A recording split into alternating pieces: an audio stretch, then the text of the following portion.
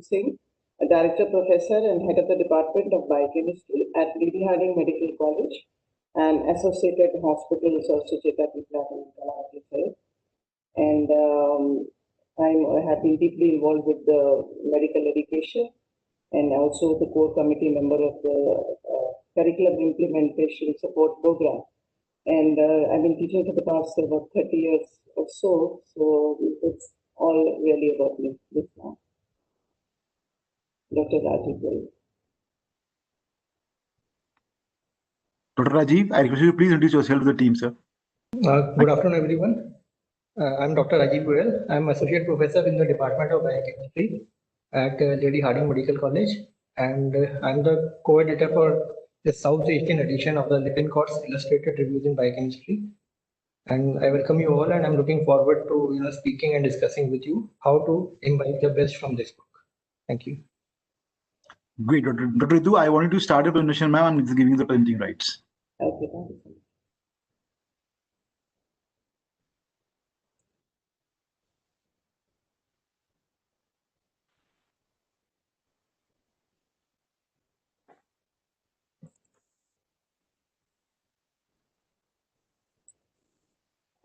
Good afternoon again. And today I would like to talk about the biochemical basis of medicine. Most of us your screen is not visible, ma'am. Ma'am, your screen is not visible. Ma'am, your screen is not visible right now. Okay, I'm so sorry. I'll just get that.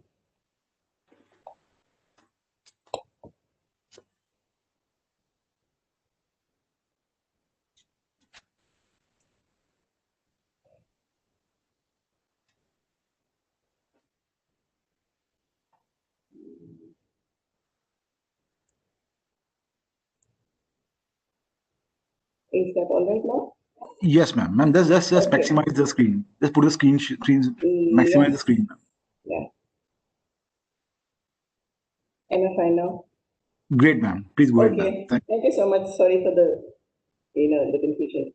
Okay. Today we're going to talk about the biochemical basis of medicine. Now, most of the people we are all colleagues here, and we have been teaching, learning biochemistry for so many decades. And we will all understand, and I'm sure we will all agree, that the student who comes to us in the first year of medical college is a little shocked. I mean, he feels, oh my God, I have to go through all these chemical reactions. And here I am, come for the glorious situation of being a doctor. And what are all these reactions going round and round in circles? Doesn't make any sense to me. And this is the student's first concept. And now the CBME, which is the competency-based medical education, has been a boon for us in the first year for the simple reason that there is a quantum shift in the way we teach and learn biochemistry. Today, we will be teaching and learning biochemistry as the biochemical basis of medicine. And this is in line with the curriculum which is now promoted by the Medical Council of India, now, of course, the National Medical Commission. And our goal to make the first year student as a primary healthcare physician is very much now easier for us because the focus has shifted to making a primary healthcare physician equipped with all the knowledge, the skills, the attitude, the values, the responsiveness, and the communication. Now, this is something we have always been endeavoring to do. But the problem here is that assessment actually decides how you can teach. And here the assessments have shifted. So the student automatically will shift his vision or his mindset. Further, we have access to many other modules such as vertical and horizontal integration, early clinical exposure, which I will just be discussing. So it makes our task of teaching the students biochemistry, that biochemistry which is very important for him to be a good primary care physician, easier. So as we teach the student to have the knowledge, skills, attitude, values, and responsiveness, and we focus on making the student a good clinician, a lifelong learner, a leader and member of the team, a communicator, and a professional, how are we going to have the quantum shift in our teaching and learning of biochemistry is something which I need to impress upon you and me equally as we go into the competency-based medical education. Now, this is the Gazette notification which came out in November, and this Gazette notification specifies what about biochemistry that the student is supposed to know. So when we go to this Gazette notification from the Board of Governors, who's a session of the Medical Council of India and now the National Medical Commission, on 4th November 2019. This is what it mentions about biochemistry, and this is all that it mentions about biochemistry. So what it says is that this is not a part of the whole biochemistry. This is just what it says about biochemistry. The course will comprise molecular and cellular biochemistry. The competencies that the learner must learn. He must demonstrate an understanding of, mind you, demonstrate an understanding of, not just that he has mugged it up or done it by rote. He has to demonstrate that he has understood the application of biochemistry for medical care. So he should demonstrate an understanding of biochemical and molecular processes involved in health and disease. Importance of nutrition in health and disease. Now, nutrition is one aspect of biochemistry, which you will agree with me, was not really put into much details in the previous curriculum. And then this is another area which we were not emphasizing as much as we should have, and that is the biochemical basis and rationale of clinical laboratory tests, and then demonstrate the ability to interpret these in this clinical context. And I'm not talking of the practicals only, I'm talking of the theory part. So, this is the competencies that the student has to learn, and the integration that the teaching learning program must be integrated horizontally and vertically as much as possible to enable learners to make clinical correlations and to acquire an understanding of the cellular and molecular basis of health and disease. So this is our goal, our aim in biochemistry in the competency-based medical education.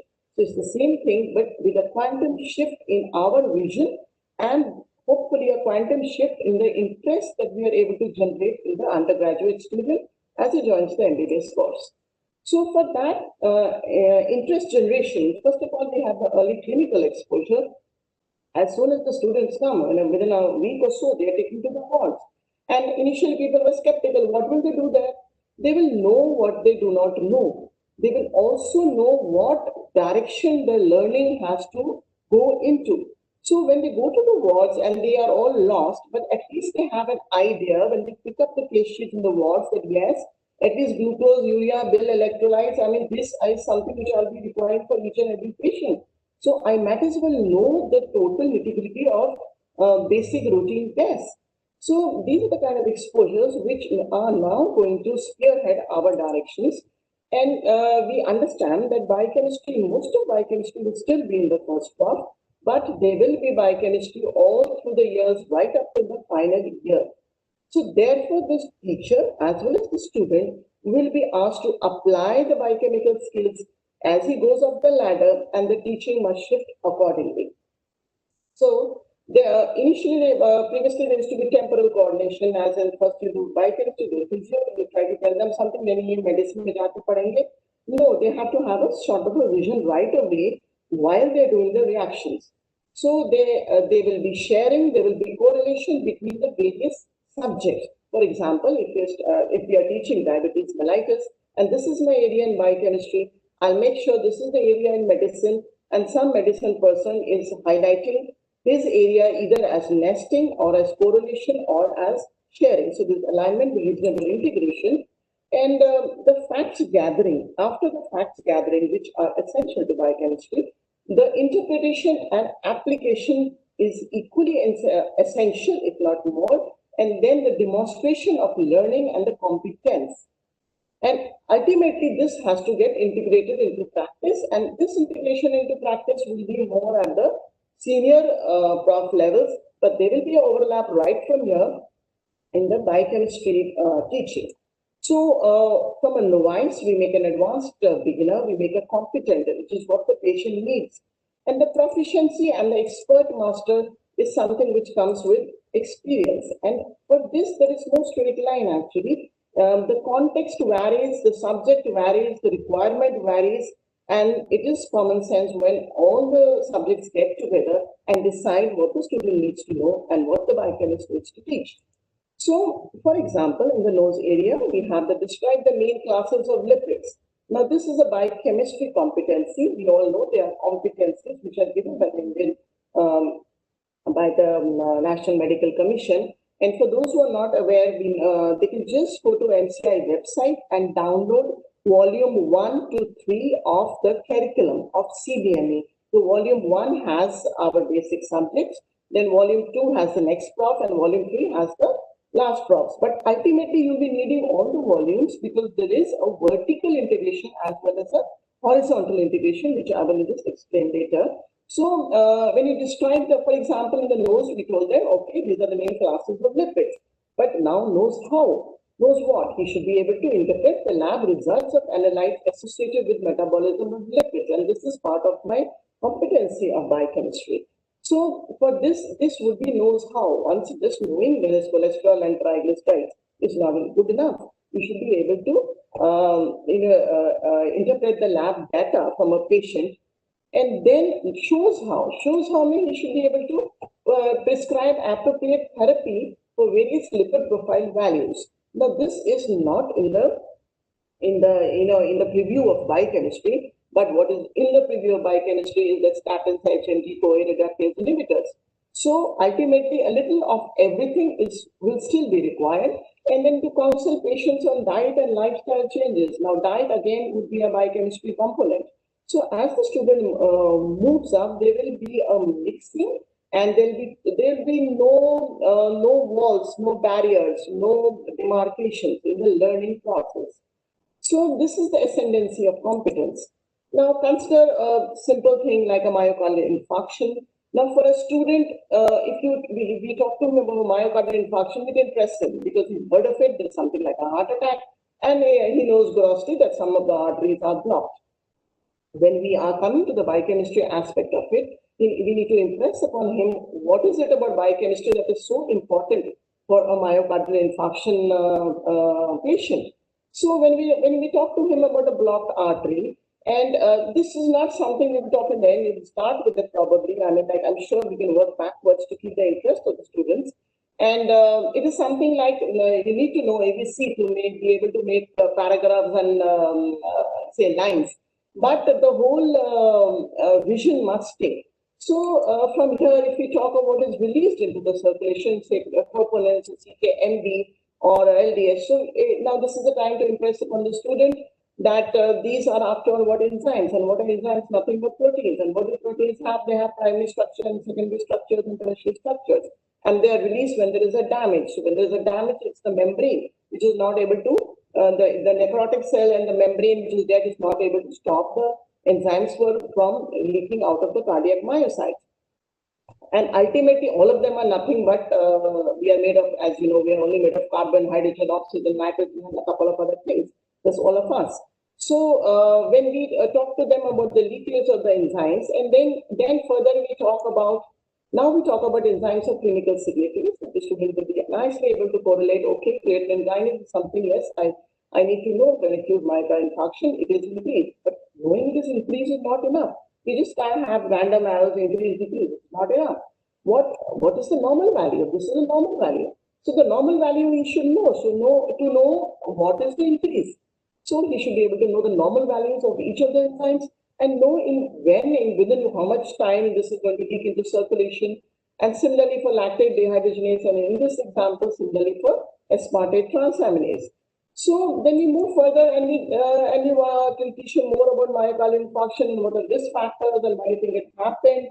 Now from enzymes, we have moved to the lipid chapters. When we come to the lipid chapters, we talk of cholesterol and cholesterol esters. We tell them what are the like various forms and why it is made into an ester form so that it stays inside the lipoprotein. Inside the lipoprotein, now why are these lipoproteins? What do they do? So we talk of an inner core and an outer core and the phospholipids and what is inside, which is non-esterified cholesterol, which is outside. And then we can get to the point, we can also talk about, electrophoresis and how the various, lipoproteins, the basis of the mobility can be separated out. So we've covered a technique here too. And then we move on to the various kinds of lipoproteins, and here we focus on lipoproteins and what is the function of these lipoproteins, and then which are the apolipoproteins associated with them. So from the enzymes to the proteins and to the lipids. Now, please The student has to understand everything is, we've started from the myocardial infarction and we're still there. So now these are the ones, the good cholesterol and the bad cholesterol. And then we move on to the fact that LDL is never going to be deposited unless it is oxidized in some manner, or unless it is oxidized or glycated. So this is the modified LDL, which escapes the normal regulation and and comes by the scavenger receptors. So this LDL and this LDL, which is oxidized LDL, is the one which gets deposited, and then further gives rise to macrophage and the release of interleukins and cytokines. So interleukins and cytokines, there to immunology, and macrophages and the lines of defense over to immunology, and these are the oxidants which are going to oxidize the LDL. So you have superoxide, you have nitric oxide, which are oxidizing the LDL, and oxidized LDL will now deposit, and these are the ones who are trying to protect. So we're talking about vitamin E, ascorbic acid, carotene. So over to the free radical chapter, and then over and above to the vitamin chapter. So this is how the whole of biochemistry is regulating and coordinating in the understanding of medicine. And unless we coordinate this whole information inside the student's brain, it's difficult for him to become a good primary healthcare physician. And it's about time biochemistry understood its impact on medicine, its impact on making a great MBBS doctor. So now what? We need to know the reference ranges. So we have to have the different reference ranges. This is the normal reference ranges, which are the risk factors in which, which are the situations in which there is a moderate risk, marginal risk, and a very high risk of having a cardiac problems. Similarly, the lipids in children, the normal ranges would vary in children. So this is again something which the student has to know, because if he goes to the wards, he doesn't know the normal ranges also. What is he going to treat and what is he going to diagnose once he has the report in his hands? So then further on, which are the target lipid ratios? We are teaching the student, okay, have statins. Usually they're giving statins, and you have lower the LDL values. What are you trying to achieve? The target lipid ratios you're trying to achieve is cholesterol by HDL in men less than 4.5, LDL by HDL. This is the target ratio. ApoB by ApoA. This is the target ratio that you are trying to achieve. So, and then we talk about lowering, which lowering will do what? Lowering will bring about a lot of reduction in the heart disease, and then you have drugs which are lowering LDL values. Then what are the atherosclerotic cardiovascular disease risk factors? Here again, the family history in LPA, ApoB, metabolic syndrome, chronic kidney disease, elevated triglyceride, all this is biochemistry. So it is our duty to make the student have a holistic view of whatever disease he is considering. Just now we're just sticking to MI for the sake of an example. So, and then of course, apolipoproteins, why not? Because he has to do the B to A ratio. So it is a component of what? And it is a normal value. What are the normal values of these apolipoproteins? So the expands the understanding of the undergraduate student is our responsibility. And yes, we also have to talk of the genetic diseases. We have to talk of the hyperlipoproteinemias, but this will not be the main focus, for the simple reason that the genetic diseases are rarer than the lifestyle disorders and the nutrition-based disorders, which are leading to a myocardial infarction or a coronary artery disease. So we have moved from the enzymes to the proteins to the lipids to the nutrition to the oxidative stress, all in understanding of one myocardial infarction patient. And this is how the competency-based medical education has a vision of the teaching learning process. So nothing actually changes in our basic biochemistry, but the incorporation into the MBBS course is a quantum shift which we teachers, it's our responsibility to make it happen. So even our clinical cases should be very simple. There's no point asking them very high-fi clinical cases. I mean, for example, I have to date not seen a patient of phenylketonuria, but every undergraduate student can tell me the phenylketonuria details, which he may or may not be able to tell me diabetes. I'm very sorry to say this.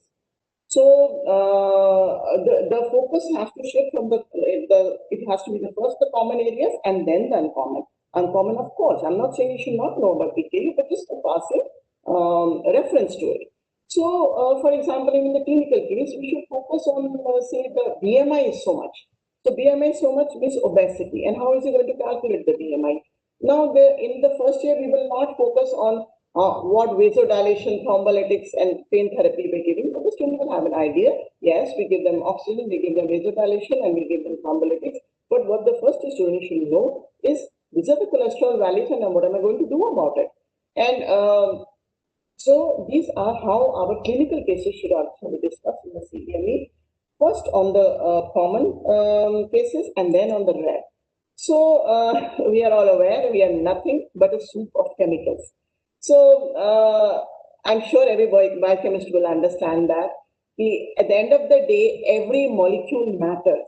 And every molecule matters is because it is the biochemical basis of medicine. There's nothing which can happen without a shift in the molecules.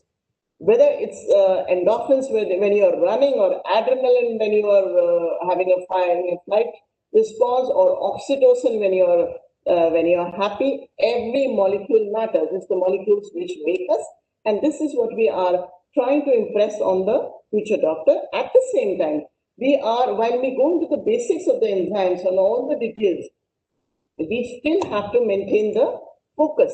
That is, we never miss the forest for the trees.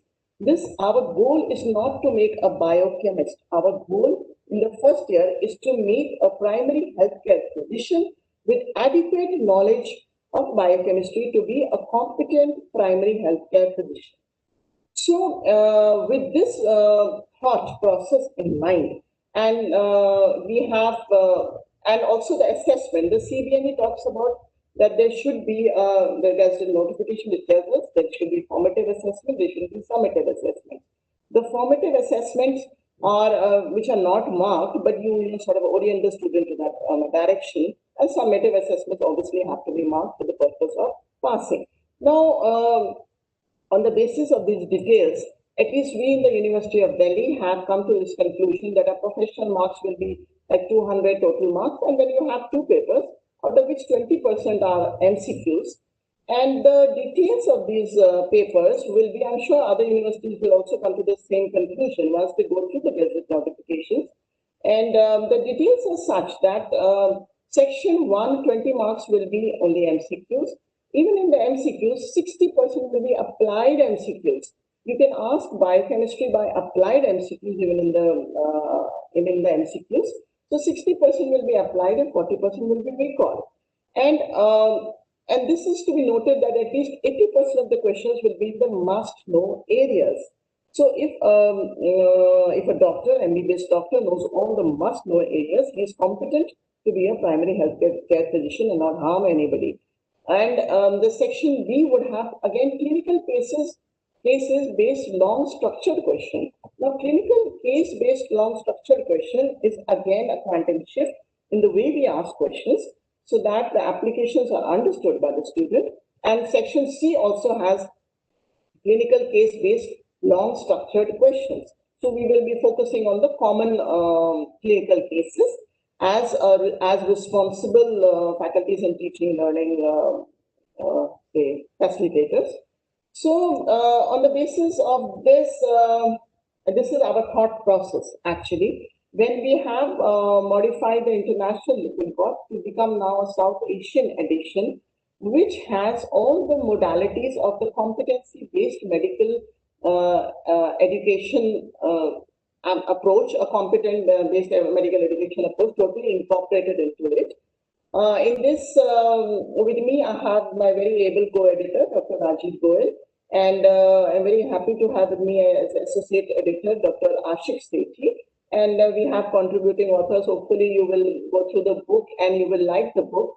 Now, all the diagrams before this have been directly taken from our edition of this Lipin God. And the previous Lipin God with all its very good explanations of all the enzymatic reactions are totally untouched. But we have modified, added, adapted, so that it is now a competency-based approach. And also that it covers the whole course. Previously, it was covering 60% of the course, and now it covers 100% of the course. So the Lippincott Illustrated Reviews, it's a long-established book, as you are aware, and it's got a myriad metabolic reactions, very nicely put out. We have maintained the same flow in all the new chapters that we have added. And the focus has been that besides understanding all the basic reactions, the student should be able to apply that knowledge in his role as a primary healthcare physician. And so it is totally aligned with the CBME. And it is nothing more, nothing less. We do not. It is not a book where we say or tell how much we know. It is a book which is totally geared to how much the student needs to know. So there is nothing more and nothing less from the CBME curriculum. Nothing more, because the student has a focus. We've got anatomy, physiology also to study, and this is the focus which gives them 100% view of biochemistry, and nothing less, because he has to pass his exams, and he also has to have adequate knowledge of biochemistry for his future years. So we have covered all the competencies of the MCS competency CBME curriculum. And we have added many new chapters, about 14 new chapters, because these were missing from the previous books, and which include the biochemical basis of medicine, cellular components, cell membranes, acid-base balance and artery blood gas analysis, water and electrolyte balance of body fluids, and then we have appendices at the end of each unit, which gives information which is relevant and important. And then the other units that we have totally missing is immunology. We have added immunology and introduction to immune systems, immune cells, antigen and antibody, innate and adaptive immunity, humoral and cellular, vaccines and common disorders in immunology are given in the appendix. Some special topics were also missing, like cancer, xenobiotics, antioxidant defense mechanism, oxidative stress, organ function test. And we have given some points of clinical relevance in the appendices. So ultimately now it is a complete 100% complete book for the first year MBBS undergraduate. So each unit begins with the competencies and again a unit overview, so that the facilitation or the student should not miss the forest for the trees. For example, when we start with unit on lipid metabolism, these are straight away copied from the National Medical Commission competencies with due permission from them. We have their permission. And these competencies, for example, is covered in lipid metabolism. So these competencies are here listed. And then we have a unit overview, which surely says that which competencies were in which chapter, and which chapter is basically talking about what. So if you're talking of an acetyl-CoA being made, and then, like we're talking of lipoprotein, so which chapter has what? This is a unit overview that the student can have before he goes into the details. And vertical and horizontal integration is totally maintained. We have looked into biochemistry, as well as we have looked cross-reference to vertical integration with internal medicine or pediatrics. For example, here we have the something in biochemistry competency which says functional lipoproteins are functional relation with atherosclerosis. We are supposed to do this with general medicine. And then we are supposed to interpret lab results with general medicine. Then there has to be a vertical like I just said, there has to be a vertical integration. Now, IM means internal medicine. So then we looked into the internal medicine competencies, and we saw there, so that way it's useful across the years, frankly, this book. So there we saw that they had mentioned that they should have vertical integration in biochemistry when you're talking of the lipid cycle and the role of dyslipidemia. So we made sure that these things are also there in our Lippincott edition. So similarly, interpretation of lipid profile, I've already just shown you. Again, this was totally with biochemistry, the vertical integration, so we make sure it is there. So learning objectives, the beginning of each chapter, Dr. Goel will be going into, and the content of all the chapters have been thoroughly revised, and and all the diagrams in my whole talk are from Lippincott, except the one where the person is having a heart attack. So the initial diagram, we have maintained the diagrams in the clarity. For example, the traceability of each molecule. For example, here you have urea comes out, so you can just place this whole diagram and you know where the nitrogen is actually entering the cycle and what it is giving like. So this color coding and the basic of each biochemical reaction is very, very clear, as is the trademark of Lippincott. Some new diagrams like you have in immunology are also very clear and concise. For example, here we have it very clear that in the bone marrow and fetal liver, these are the cells that you will have in the blood, these are the cells you will have in the tissue, these are the cells you will have, and which cell is coming from what. So the diagrams and the clarity is exceptional. We have blue boxes, which are just adding on some things, like celiac disease or some small points which are not really in the main matter. And medical perspective is something we have added, and we are pretty happy with that, to be honest with you. We feel it brings a new dimension to the whole book. For example, if we have the medical perspectives of enzymes, I would tell you which are the therapeutic enzymes. So you will have, the student will have an idea there. Okay, there is streptokinase, which lyses the intravascular clots. There is papain, which is anti-inflammatory, or there is pancreatin, which is lipid for pancreatic insufficiency. You would also know, so okay, so we give some drugs which are going to inhibit some enzymes, like statins, like methotrexate, like sulfonamide, like acyclovir. And then he looks to the medical perspective and says, so there are diagnostic enzymes also. We have ALT, CKMB, ALT, CKMM, and gamma GTP. And yes, there are some more uses of enzymes. For example, enzymes are used in vitro test kits and labs. So we talk about horseradish peroxidase or glucose oxidase. So he gets a whole perspective, a medical perspective about why I should know the topics of enzymes.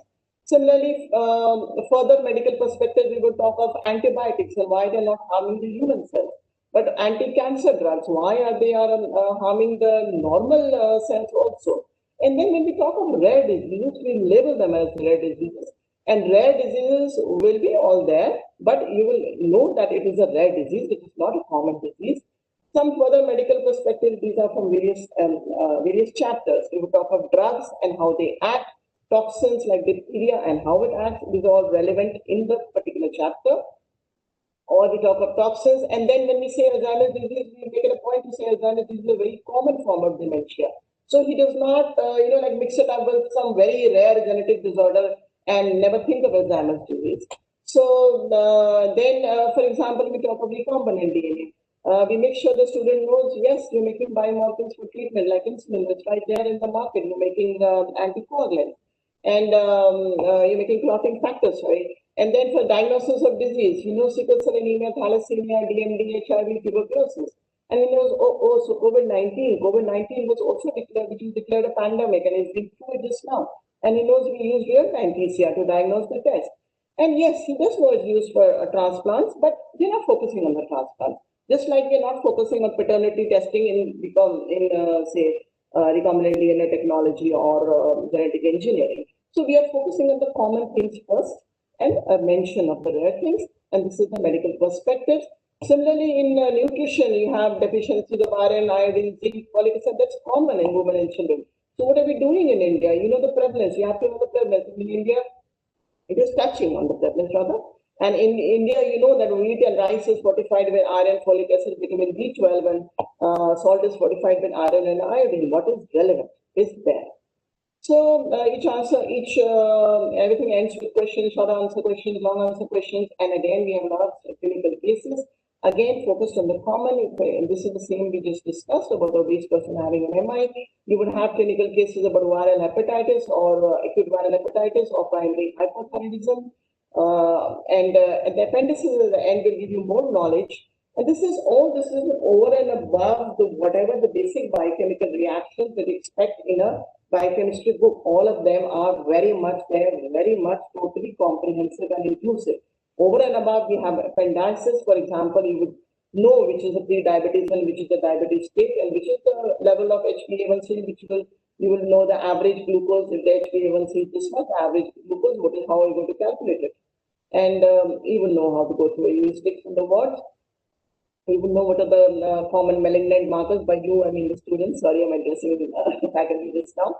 And you will know the common malignant markers and which are the normal values which are expected. And even if you're talking of ALT and AST, so ALT means what? It means you have to go into more details. It's so common. So you go into more details. Is how many times you think it's going to happen in, say, acute viral hepatitis, vis-a-vis the carcinoma of the liver, or vis-a-vis the alcoholic hepatitis, or vis-a-vis chronic viral hepatitis B and C. What are the ratios? What are the values? And what are the cross-references? Where I find more details of this? These are all in the appendix. And in the nutrition, again, dietary advice. This is part of the competency. This is we have gone through each and every competency very sincerely. So it says provide dietary advice for diabetes and say CAD and pregnancy. So in our book, we have done that. And the advice has been taken from books which are published with the Ministry of Health and Family Welfare, not just picked up at random. So when it says provide dietary advice, we do that. So we have diet for diabetic patients, we have for pregnant patients, for kidney failure, and all that is required. And then as per the competency, the nutritional importance of common foods, we also have a bonus online content of clinical cases and 200 MCQs, because MCQs are going to be part of our assessments, and some animations and some more details. And so this is a totally competency-based approach, totally comprehensive in its reach. And I hope you people like the book. We have really worked hard on it and tried to bring to the student what he requires. And this is a huge thank you from all of the Lippincott team for taking out time from your busy schedule. I know everybody's so busy, and I know everyone's got webinar headaches. So I'm really grateful for to the people who have come to listen to us. Thank you so very much. Over to Dr. Rajiv. Thank you, Dr. Singh. Thank you very much, ma'am. I must congratulate you for picking out such a nice book. Now, I request Dr. Rajiv Goel to please go ahead and present your presentation, sir. I'm just giving you the rights.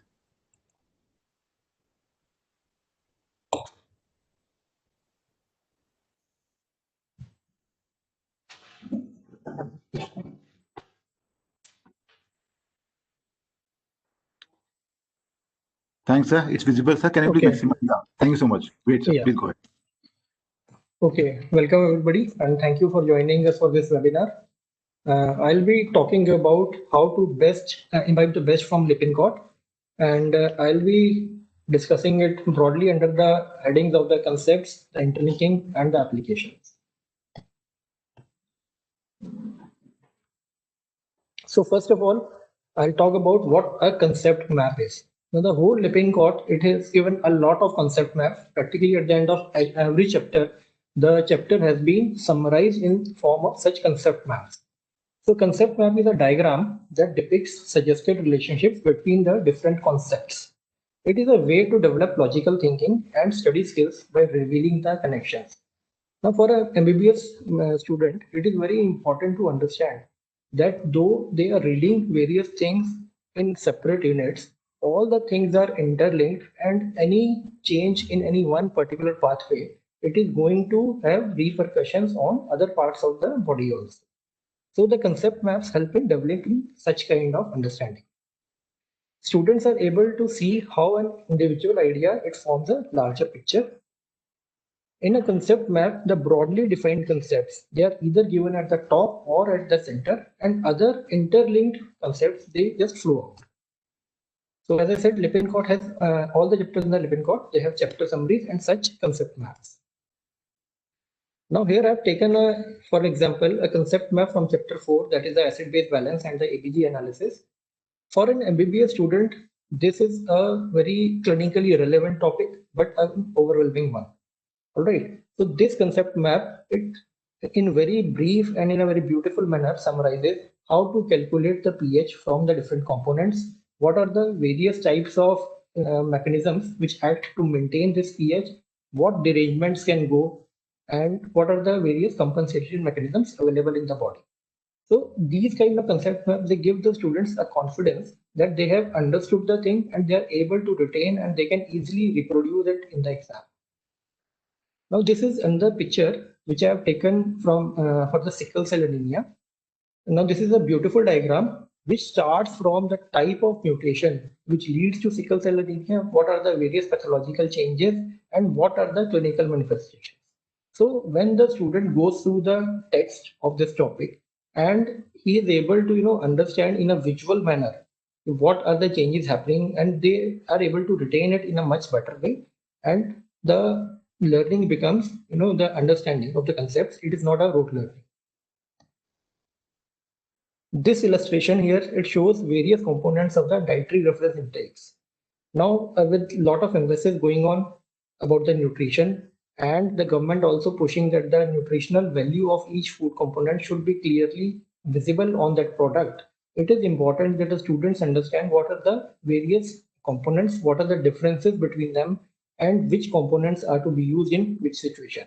So in this single diagram, the students can see what is the estimated average requirement, what is the RDA, what is the upper limit, and what is the adequate intake. So they can relate what which component will affect the deficiency, which component will lead to toxicity. So these concept maps, they help in developing the understanding of the topic.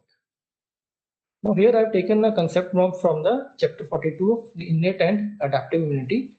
In this concept map, the different types of immunity are shown, and further in those types, the components have been shown. Now here I want to emphasize the color coding that we have maintained throughout the Lippincott. In this diagram, the blue color shows the components of the humoral immunity and the green color shows the components of cell-mediated immunity. Now, with this color coding, students can realize that this cell-mediated and the humoral immunity, they are part of both the innate and adaptive immunity, and it is not that they are operating in isolation. Another important thing is that the concepts developed in this chapter, they will form the foundation of the immediately next chapter. Like in this case, the chapter 43 is the humoral and the cellular immunity. Now, as Dr. Ritu mentioned, all the chapters, they begin with a very clear learning objective. Students should have an idea of what they are going to learn from this chapter. And in brief 1 or 2 paragraphs, the overview of the chapter has been given.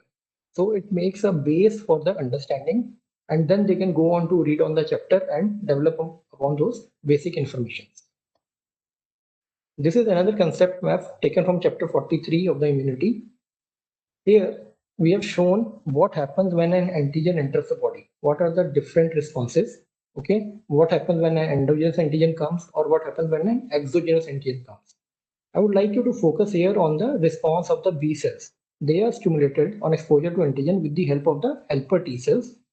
Now in this map here, the student is being introduced to the concept of development of memory cells on exposure to the antigen, and that when the same antigen again enters the human body, these memory cells are able to produce a much more effective response.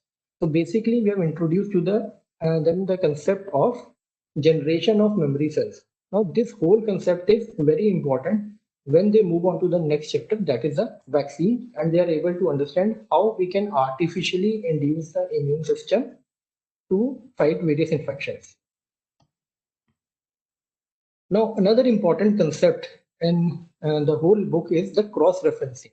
Now, here I have an example in which the effect of vitamin D3 on the absorption of calcium in the intestine is being discussed.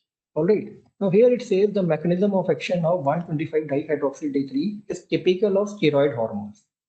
Now, the student, he may not have read the mechanism at that time or may not be able to recall at that time. So what typically will happen is that the student will just, cram this sentence that the mechanism of action is typical of steroid hormones. But the whole idea behind this kind of cross-referencing in Lippincott is that they should develop a holistic learning of the concept. So they can just go to this page number 363 and they can immediately revise or maybe read what is the steroid hormone mechanism of action. So the students, they can move around the book, they can learn in a very relaxed manner, and they can interrelate the concepts. Similarly, this is an example from the enzyme inhibition. Here it shows that ferrochelatase, which is an enzyme involved in heme synthesis, is irreversibly inhibited by lead. Again, student can just go to page number mentioned there, and he can see what is the activity of the ferrochelatase and what is the pathway in which it is being used. So they are able to appreciate that enzyme inhibition is here, but the pathway is there. So all those mechanisms, they are correlated. I'm again to emphasize upon the applications of the knowledge. I'm again coming back to the EBG analysis. Now, this is a very simple flow chart how to interpret an EBG report. Now, we all know that whenever we get an EBG report in our hands, seeing at those 18 or 20 odd parameters, anybody can get a fear how to read it. But for an MBBS student, it is very important to understand that when you approach these things in a step-by-step manner, you can gather meaningful information from that data. So this kind of flowcharts are given so that the students have a very basic idea how a EBG report comes, what are the steps to interpret it, and we believe that now with the CBME curriculum in place, the students will be carrying this book for the whole of their MBBS.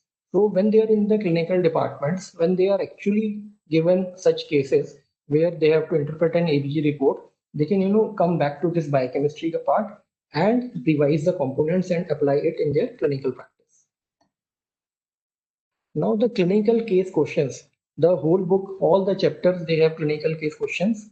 As already told by ma'am, the clinical cases are those cases which our students will see in their clinical practice. Okay, here we have taken a case of methanol poisoning. Common symptoms are given. All right, fake spurious liquor is there. Then we have given that as a first aid, the patient was administered ethanol. So we have tried to emphasize upon them what are the common clinical conditions, what are the common presentations, and what common treatments that are given here, and what is the biochemical basis of those conditions. Here again, we have given a case of renal glycosuria. So what is the presentation, what are the investigations done, and on what basis diagnosis was made, and what is the biochemical basis of this condition. Now here is a medical perspective taken from the chapter on nutrition. All chapters at the end have given the medical perspective, which give the clinically applicable parts, the common knowledges which they have, which the students must know. All right. In this one, I like to focus on this information given about the Integrated Child Development Service Scheme. So this is another application of knowledge. Students have read in this chapter that our children are suffering from malnutrition. So what the government is doing to tackle such problems. So briefly, they have been introduced to the various schemes, various methodologies that have been adopted to tackle such problems. Like here that the WHO has launched a comprehensive plan, the Replace Action Package, to eliminate industrially produced trans fats from the global food supply by 2023. So it directly links to their knowledge that they have built upon in the chapter on lipids, the myocardial infarction, and the nutrition, the obesity chapter. So what are the next steps? When they move on into their next prof, like in the community medicine and the medicine, they will read upon this knowledge, they will expand upon this knowledge, but the base has been laid up here. So I'll just wish happy learning to all of you by repeating this quote from W.B. Yeats. Education is not the filling of a pail, but the lighting of a fire. Happy learning to all. Thank you. Thank you, Dr.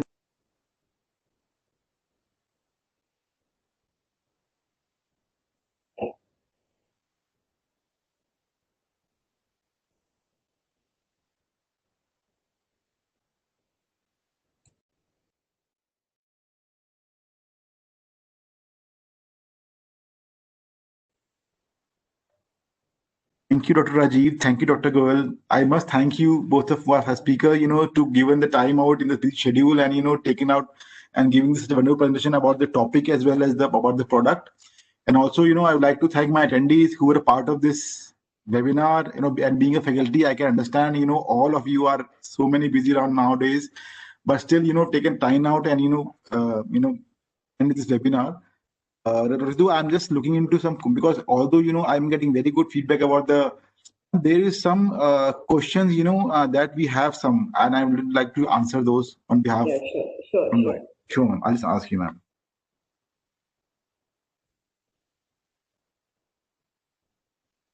Yeah.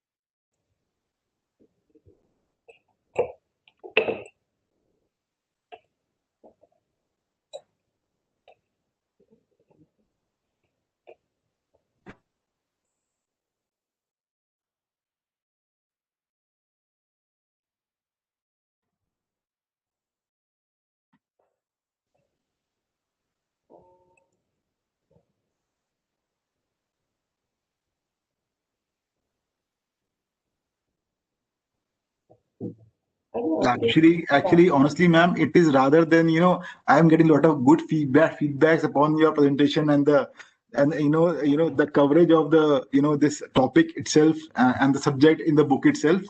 So there are a lot of feedback in terms of, I would say, started getting reviews, positive reviews about the way that you have incorporated all the CBME and the topic well much in the book itself.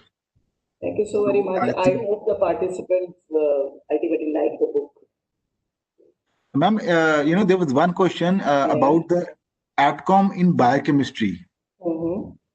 They want to know what is about the ATCOM in biochemistry, ATECOM. Yeah, ATCOM is, it's the softer skills when you are teaching, when you have an MBBS course. It is about attitudes and communication. Now, this NCI has a totally different ATCOM module, which is again on their website. You can go to the National Medical Commission website, and there you will find the ATCOM module. Now, when it comes to ATCOM module in biochemistry, it will, we have ATCOM lectures every Saturday. We have it for 2 hours, or rather we used to before the school started.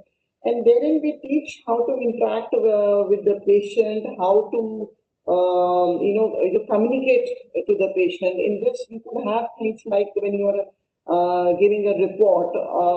See, when you're giving a report, the classical case when you say "Aapko cancer hai," and you give the report, So there are many softer skills which even the biochemist needs to know. It's not that the biochemist never interacts with patients. The patients come with their samples, they take away their reports. And of course, ATCOM is something you have to teach to all students as per the curriculum from day one. So right in the foundation course, the ATCOM module starts. And wherever it is applicable to medicine and to biochemistry, you will pick up your, just like you picked up your competencies, we will pick up our biochemistry from there. But it is more about a skill. It is not something which can be written in a book, really. And secondly, the NMC has got its ATCOM module right on the website. You best to download that book and follow that. So, ma'am, have you also answered about, because another question on the same topic, any inclusion of ATCOM module related topic in the book? Yeah, in the see, the ATCOM module is a separate module altogether. So, like I am, like I said, I'm part of the curriculum, implementation support group, and also part of the medical education faculty, Lady Hardy. So, like I was saying, the ATCOM modules you have as standalone modules. And therein you have to teach them all the subject ATCOM principles, and even in biochemistry you have to teach them. But that cannot be, it cannot be written. You cannot write be nice to somebody. It will be something like role play, observation, the direct observation, procedural skills. So all these will be more a part of the practical skills that you have to teach. So therefore, they are not. It's not possible to incorporate in the book. This is for the teaching learning on a practical basis. Okay, great, ma'am. Great, ma'am. Ma'am, so there's another question that is coming up. They are saying that is this book is now, you say it's part of CBME, and it's primarily for the undergraduate level. But yes, how far the student, at PG level also can get benefit from this book? I feel this book is right through all the years of an MBBS student, because wherever he goes, he will need the basics of the biochemical reaction. But as a postgraduate book, no, this is not a postgraduate book. So like I clearly said, it is for the MBBS student. The postgraduate needs to go into more details of each and everything that we have said. So many things we just mentioned in the book. It's not part of the undergraduate competency. But the postgraduate competencies will require more detailed insight into so many more things. And I mean, the postgraduate can just use it for revision once it starts off with MD biochemistry. But this will not suffice for post-graduation, no. Okay, ma'am. Ma'am, one more thing. There's a question that how important are the MCQs? Now if you talk about any MBBS subject, how important are MCQs right now?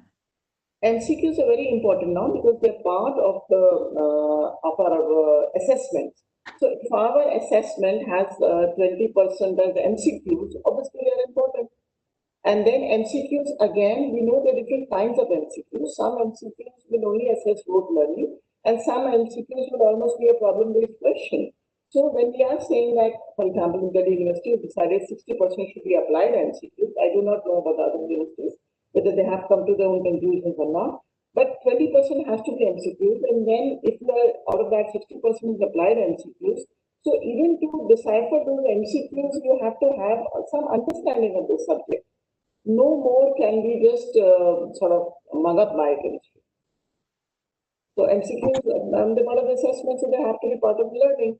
Up till now, they were never not part of the assessment. Our profs did not have MCQs. So therefore, our students read MCQs only when they were trying to appear for USMLE or CLAB. So otherwise, they were not doing MCQs because it is not part of the assessment of the post-professional exam. Now it will be. So you have to teach them MCQs.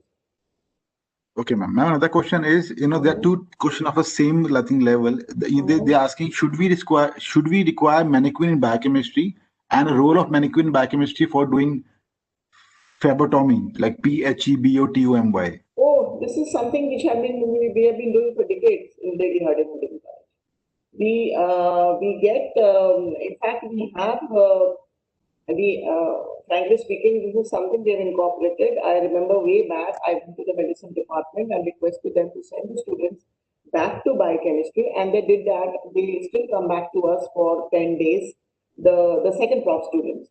Because I realized that so many of the things they do not know what they're supposed to know in medicine.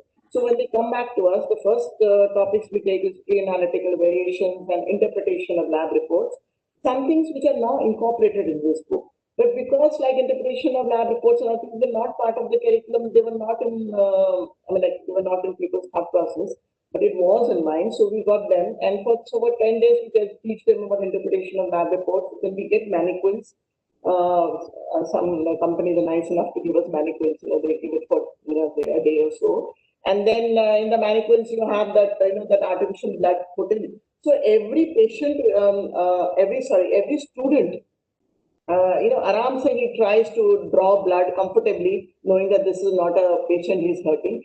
And I think that is basic, humane, ethical common sense that every single biochemistry department should have mannequins for drawing blood, to teach a student how to draw blood.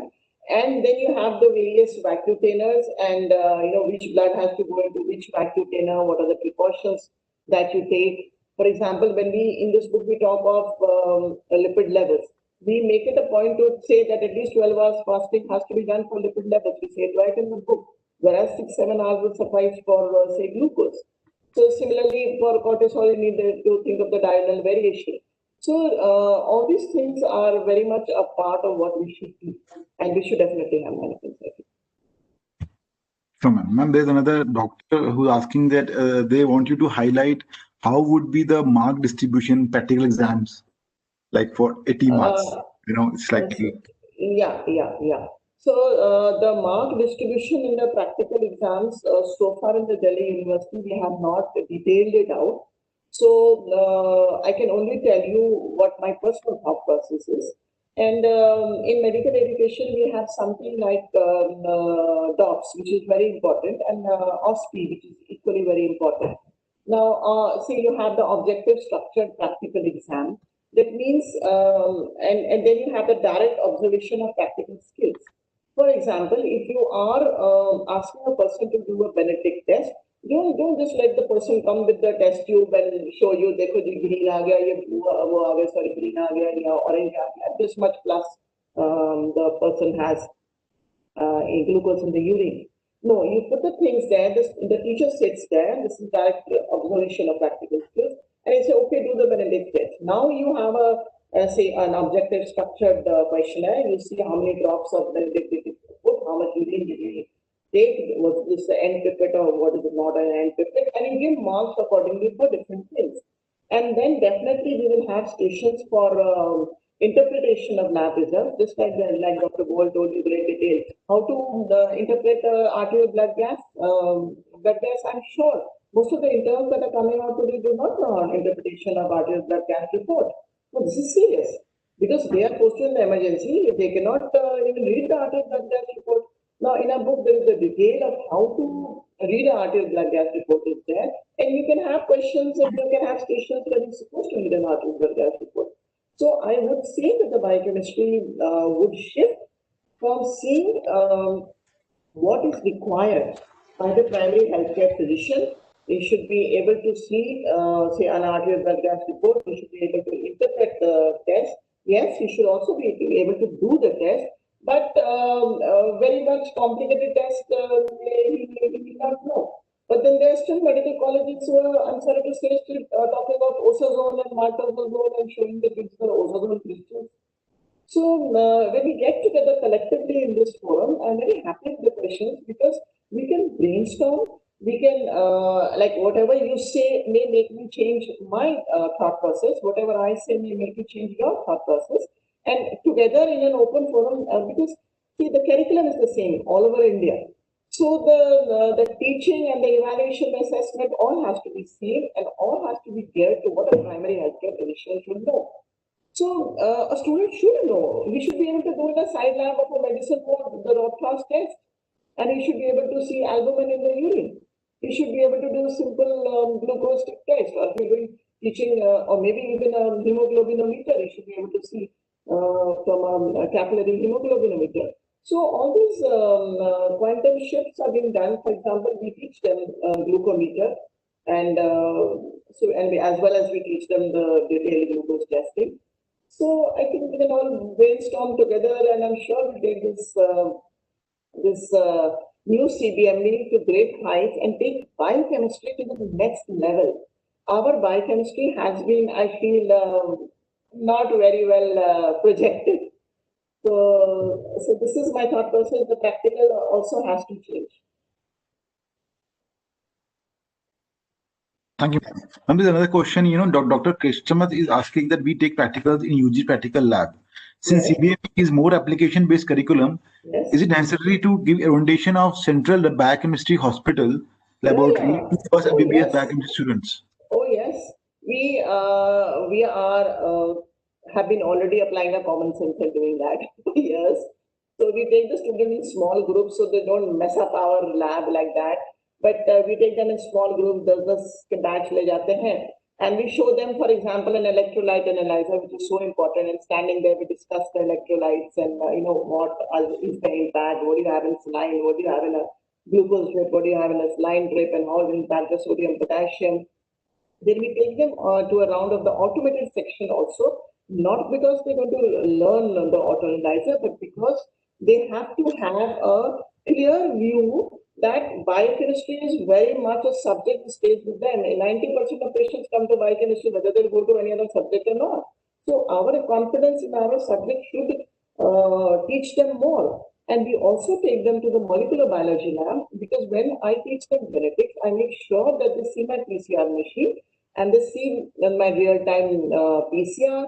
It is just an inspiration. It is just exposure that this is a molecular biology lab, so they know this is PCR. And read in the book, they also see on the machine. They can see the real-time PCR graph. They can see the electrophoresis of the PCR RFLP segments. So when they see that, they are motivated to learn. Then they never forget. If I put an antibiotic this, I go to micro to get that. But if I put an antibiotic resistance this and let the bacteria grow, I show them it is not growing here, and then I teach them about resistance. It stays for life. I'm sure all of us have gone through that. If you're talking of, say, Benz-Jones protein, and you put them in the fridge and you then take it out and shake, when it's become coagulant, when it's not become non-coagulant, it will stay with them for life. And because of this this is all part of early clinical exposure also, and we should go out of a way to take them to water lab and show them this also. And this will stay with them for life. After that, when they come back and read, for example, what is an RFLP, they will remember the bands. And suppose like we have thalassemia screening now in our department. They will, just now I did an early clinical exposure lecture along with the rehabilitation medicine department and along with the pediatrics department. So it was a vertical integration lecture. So I talked about thalassemia and all the details, and Dr. Pandit, the pediatrician, he had got thalassemic patients with him. and the patient, not Dr. Pemley, the patient stood up and said, मुझे ये हुआ, फिर मेरे को सब लोग भागते खेलते थे, मैं थक जाता था, and फिर ये हुआ, फिर वो हुआ, फिर मेरा टेस्ट कराया. And then he sort of, the patient talked about it, and all the first year students, they got very emotional because the bachcha was like, घबराया हुआ था, उसके लिए chocolate लेके आए थे, you know, like, they will remember for life. Duchenne muscular dystrophy, the poor children came into a wheelchair, but the other DMD was still able to walk. So they, when he walked in, so we sort of observed him now this is where the other question of ATCOM comes into biochemistry. Like I said, I cannot put it into a book. When you are observing a DMD patient, please don't be look very pokey and say, "Arey, tumhara hi pyar aisa kyun chal raha hai?" So you just, you know, like maintain your distance and just smile, beta kaise ho. So this is something that I would teach when I am doing, you know, this kind of scenarios. So the DMD patient, one could walk, the other was in a wheelchair. And then, but before we called the patients in, we had already discussed about DMLD on the blackboard with the students, already told them, okay, these are the exomer deletions, and this we can see by multiplex PCR, and the student and the patient will present like this. So when the patient came in, he only talked about himself. And we sort of told him that ये सब और doctor लोग हैं और ये बहुत खुश हैं कि तुम सब हमारी बात मानते हो और ऐसे ऐसे एक्सरसाइज करते हो because they're taking them to rehabilitation to have the maximum, you know, muscle power to maintain हो जाए. So this is where the ATCOM principles come in. But if we don't get out of our rooms and our labs, then biochemistry is doomed. And if we do, then I think biochemistry is the future.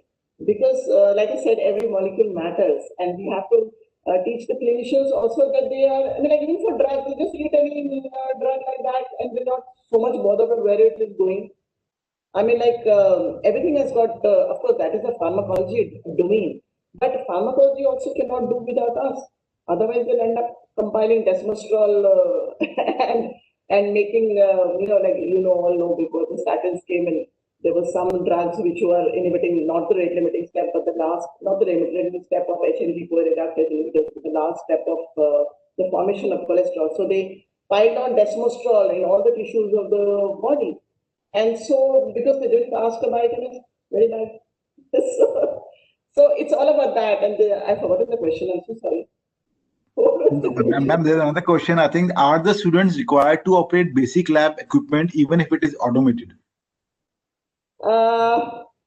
As per the competency-based medical education, in the practicals, I think they are only supposed to do what is relevant for a primary healthcare physician. So therefore, if you call a glucometer automated, he needs to learn it. And if you call, say, an albumin heating thing of urine to see whether there is albuminuria, if you call it manual, he has to learn it. But just the things you can expect in a side lab, or you know, like you know that PSL sends all the students to the primary healthcare center, and when they go there, they're the only doctor, and he's just an intern, and he has no idea what he's doing. We all know that. So when he goes to the village and he's a primary healthcare physician, just think what all he needs to know about biochemistry. Yes, he needs to be able to do glucosuria, and he needs to be able to do urine albumin and ketostics.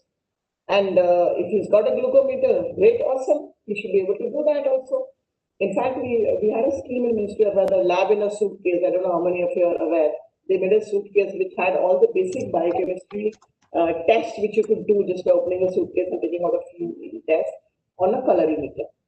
So while we show them automation, we also teach them the basic non-automatic things, because that way they can fly a plane or they can walk or go by cycle vis-a-vis the curriculum. And so because we are looking into the Indian scenario, so that Indian scenario should always be in our mind. All our students are not going to be in tertiary care hospitals. They are going to be in medium care hospitals. They could be in a village station. They could be in a primary healthcare center in Ladakh. So we have to train them accordingly. Sure, ma'am. Sure. Ma'am, also there's another question. Sorry, I think we are shooting up the time, but I'll just give 5 more minutes because there are not many, but yes, there are some questions. Okay. Is there any significant role of AI learning tools in biochemistry, as some learning softwares are used in anatomy and pharmacology also? Currently, we do not have AI learning tools as part of our competency-based medical education curriculum. But yes, ultimately, AI tools is something which you can probably give them a small exposure to. And that would be, see, like I said, 80% of knowledge is must know, but good to know, nice to know areas are there. And it's a good idea to expose them to AI if you have, if you have even a small short video talk or something. Why not? See, like Dr. Rajiv said, it is not the filling of a pail, but the lighting of a fire. So unless we inspire our students to learn, and that inspiration can only come when we are continuously learning and inspiring ourselves to learn, because how things are adapting, how things are changing all the time. So yes, a little exposure would be interesting, but currently it's not part of the CBME curriculum, whether it's biochemistry. Okay, ma'am. I think that's. Acha, ma'am, is there any e-content available for this book? Any PPTs on the same or teaching purpose? Yes. This book is this e-content is there. It's got a lot of clinical cases which are more detailed than the ones that we have given in the book. They are for the person who wants to exercise his brain more. So a lot of detailed clinical cases are some clinical cases are there, which are very interesting clinical cases. You have about 200 MCQs, which I think students should go through. And we also have some online content of particular topics which will be made available as soon as the publishers think so. Okay, ma'am, then maybe a last question that we'll take. Should biochemistry department have its own skill lab? Yes, of course it should. But currently having this is our aim, okay? But just now in the curriculum, it says that surgery should have its skill lab, whether under switching and all, and medicine should have its skill lab. And currently, biochemistry skill lab has not been said in the curriculum, but definitely in the coming years, we should make it try to make it compulsory for the undergraduates. But we should start making, teaching as a skill lab anyway. Only with some skills here. If you're taking a sample without causing a hematoma there, these are all skills. And if you're able to, run a glucometer to perfection, if you're able to see the pH of blood, these are all skills which we are currently doing in practicals. But then a lot of point of care testing goes into the skills lab. You see, even in biochemistry, a lot of things which are going into point of care testing, like cardiac markers and so many other things, they're going into point of care testing. So ultimately, yes, we should have a skill lab, but currently it's not part of a requirement. So I doubt if our medical colleges are going to give us this luxury. But you have given me an idea, I'm going to ask for it. Thank you. Okay, ma'am, maybe just because a lot of questions are still coming in. I'm so sorry for that, taking your more time. I have no issue. This is my passion. Sure, ma'am. Sure. Thank you, ma'am. So, ma'am, another question is what kind of OSPE we can keep in the practicals? Oh, yes. We have been doing objective structured practical examination, and we have done it to great satisfaction for Benedict's test. Because see, objective structured practical examination, like I'm just giving the example of Benedict's test. Ultimately, we have to take those 200 students out of the exam, no? So we suppose we gave him 10 minutes. So we gave him 2 minutes to pick up his pipette, and then we kept an eye, has he picked up the right pipette? Or is he able to say this end pipette, or has he just flushed it through? Then how much drops of Benedict's is put, how much of like urine is taken, and then we just kept observing him. And then we had a chart which says this much marks for this, 2 marks for this, 2 marks for this, 2 marks for this. Same we did for the colorimeter experiment. So that he has done now, we watch how he takes the reading. So then we said, okay, 2 marks for has he set it to 0. Another 2 marks for has he wiped it from the tube from the outside. Then another 2 marks for has he chosen the right filter. And then so we kept ticking it. So when we're picking it, the whole idea of objective structured practical examination is that there's no bias. So sometimes you will see, अरे हमें तो पता है ये बच्चा बहुत अच्छा है. अरे means what? So like ये बच्ची ऐसी है. We all know that some people have biases. So when you are supposed to pick like this, the bias is totally removed from the examination. So this is called objective structured practical examination. You can also have, like you have an anatomy, I think since time immemorial, you can have different stations for biochemistry. You can ask a person any, you can have something. He goes to station, he's supposed to do something, and when it does something, you evaluate: has it done this? Has it done this? Has it done this? If it is heating, for example, there's a station, there is a split lamp cam, and there is a say a test tube with urine kept in it. You ask him, can you measure? Can you tell me whether this urine has albumin? And you see what it does. Does it start hitting the bottom of the tube? Okay, under marks. Does it start hitting? So they start reading the top of the tube. So okay, he seems to be able to understand that he's got a control. And then you can have a viva on that. You can have 2 marks. That why didn't you hit the bottom of the tube? So you say, okay, the convection comes, so I just have to take the heat up, so my whole tube will go opaque. So he's able to answer that, you give him marks. You're not able to answer that, you give him that mark. So out of 10, you have an objective, structured, practical examination. So currently, what we do, and I would suggest, is that you take out of the whole practical, you take certain areas which is supposed to like do in front of you. And as far as the AdCom modules also, now this comes more of a practical part, like I said, it's not part of theory. This thing. So for evaluation, so in the practical evaluation, you can show them a video. Now every time, like I said, you may not. It's difficult to have a patient because they are humans. There are ethical issues. So suppose you have show him a video of a DMD and the bacha says this. So you ask him, what will you say to the bacha? Because once you can even be exposed the patient, a student to a thing like a genetic counseling. So, but these are all exposures. AdComs are exposures. And interpretation of report, you can give him this interpretation, and you can have another say another doctor, a faculty, or somebody acting and saying कि बता दो क्या है इसमें मेरा report में क्या है. And now you see another student just tells the person कि तुम्हारी तो kidney fail होगी, तुम्हारा तो future is bleak है, or he is able to talk more empathetically, because that usually happens when we are giving reports. The patient wants some input before he goes to the medical doctor back. So just like we are thinking of starting now, we're on the brink of starting antibody screening. So when we're screening for Down syndrome and then there's a high risk, so the patient will ask something. So before we send back to gynae, we should make sure that we're not doing something which is wrong as a principle or as per AdCom module. So these are the areas where you can brainstorm, and these are very interesting areas. And I really suggest everybody should do this medical education courses, and even think of doing what I have done is the fellowship in medical education from CLC Ludhiana. It opens your mind totally, and even incorporating that into my life. I hope it's not One more question. Sure, ma'am. Ma'am, what is the involvement of a biochemistry faculty in integrated clinical classes on diseases for other?